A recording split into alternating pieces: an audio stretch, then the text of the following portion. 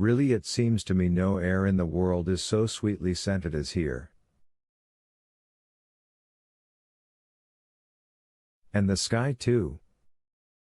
Arkady suddenly stopped, cast a quick look behind him and did not finish his sentence.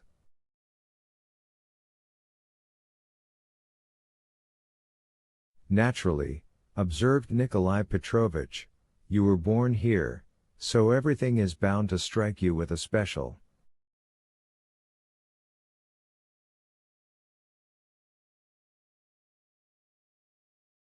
Really, Daddy, it makes absolutely no difference where a person is born.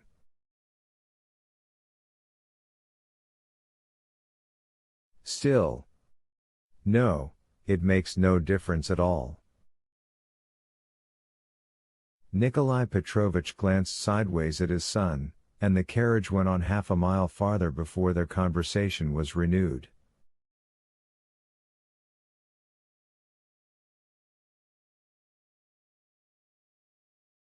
I forget if I wrote to you, began Nikolai Petrovich, that your old nurse Yegorovna has died.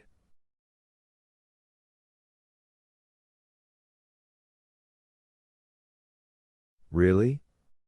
Poor old woman. And is Prokovich still alive? Yes, and not changed a bit. He grumbles as much as ever. Indeed, you won't find many changes at Marino. Have you still the same bailiff? Well, I have made a change there. I decided it was better not to keep around me any freed serfs who had been house servants, at least not to entrust them with any responsible jobs. Arkady glanced towards Pyotr. Il est libre en effet, said Nikolai Petrovich in an undertone, but as you see, he's only a valet.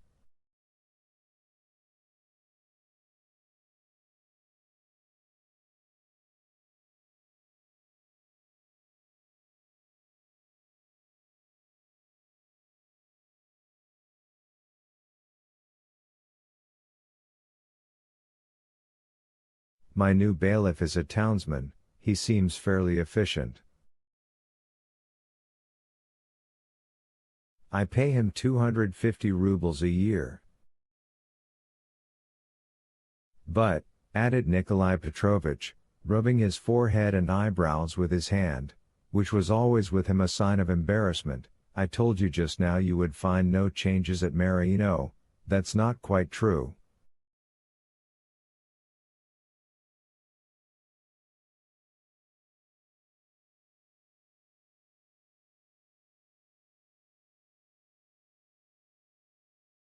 I think it my duty to tell you in advance, though. He hesitated for a moment and then went on in French. A severe moralist would consider my frankness improper, but in the first place I can't conceal it, and then, as you know, I have always had my own particular principles about relations between father and son.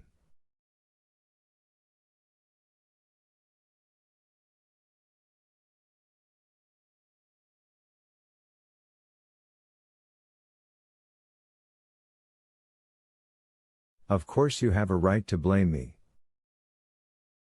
At my age, to cut a long story short, that girl about whom you've probably heard.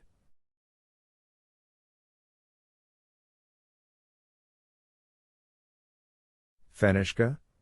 Inquired Arkady casually. Nikolai Petrovich blushed. Don't mention her name so loudly, please. Well, yes, she lives with me now.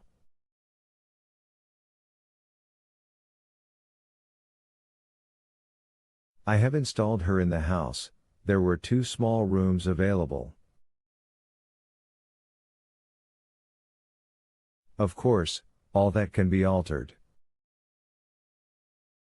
But why, Daddy, what for? Your friend will be staying with us, It will be awkward. Please don't worry about Bazarov. He's above all that. Well, but you too, added Nikolai Petrovich. Unfortunately, the little side wing is in such a bad state.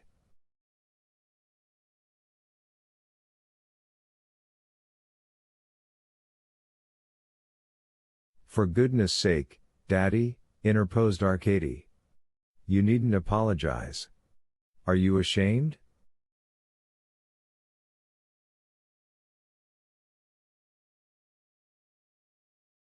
Of course, I ought to be ashamed, answered Nikolai Petrovich, turning redder and redder.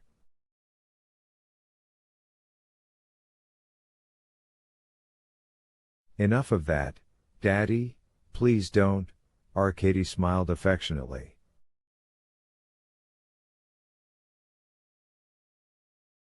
What a thing to apologize for, he thought to himself, and his heart was filled with a feeling of indulgent tenderness for his kind, soft-hearted father, mixed with a sense of secret superiority. Please stop that, he repeated once more, instinctively enjoying the awareness of his own more emancipated outlook.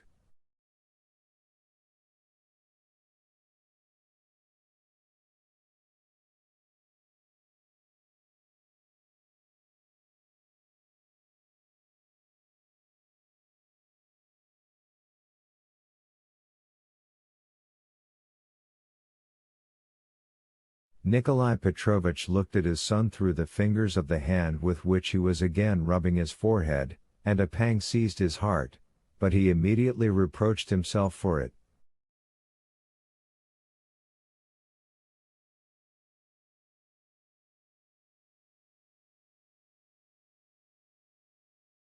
Here are our own meadows at last, he remarked after a long silence.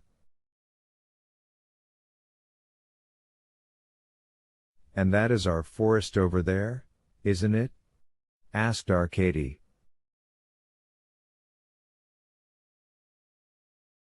Yes. But I have sold it. This year they will cut it down for timber. Why did you sell it? We need the money, besides, that land will be taken over by the peasants.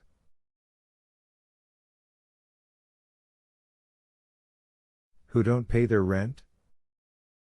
That's their affair, anyhow they will pay it some day.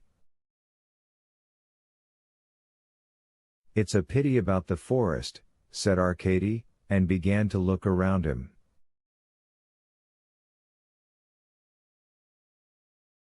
The country through which they were driving could not possibly be called picturesque. Field after field stretched right up to the horizon, now gently sloping upwards, then slanting down again. In some places woods were visible and winding ravines, planted with low scrubby bushes, vividly reminiscent of the way in which they were represented on the old maps of Catherine's times.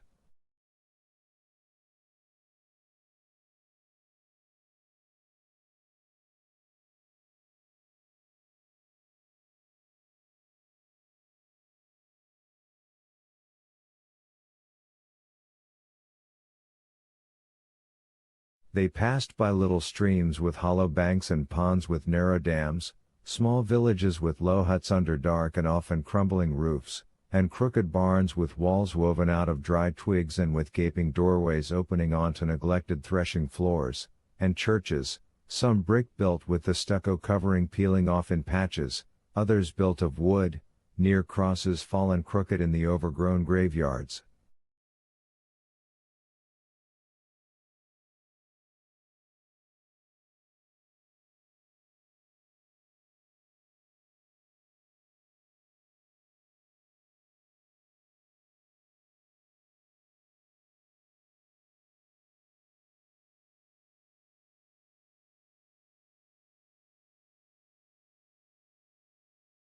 Gradually Arkady's heart began to sink. As if to complete the picture, The peasants whom they met were all in rags and mounted on the most wretched-looking little horses. The willows, with their broken branches and trunks stripped of bark, stood like tattered beggars along the roadside. Lean and shaggy cows, pinched with hunger, were greedily tearing up grass along the ditches.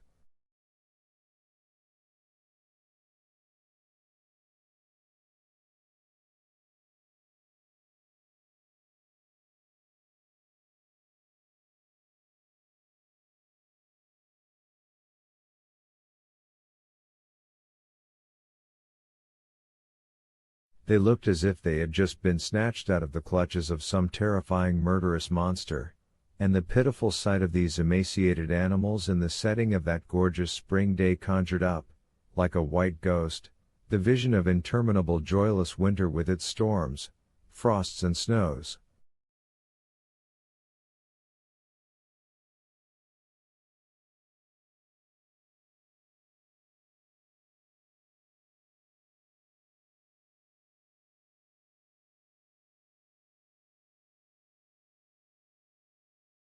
No, thought Arcady, this country is far from rich, and the people seem neither contented nor industrious.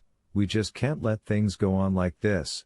Reforms are indispensable, but how are we to execute them? How should we begin?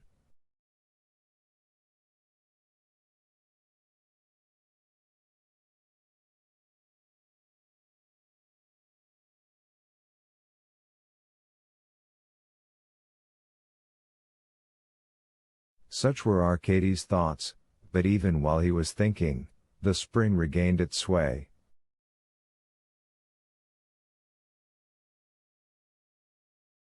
All around lay a sea of golden green. Everything, trees, bushes and grass, vibrated and stirred in gentle waves under the breath of the warm breeze. From every side the larks were pouring out their loud continuous trills. The plovers were calling as they glided over the low-lying meadows or noiselessly ran over the tufts of grass. The crows strutted about in the low spring corn, looking picturesquely black against its tender green. They disappeared in the already whitening rye, only from time to time their heads peeped out from among its misty waves.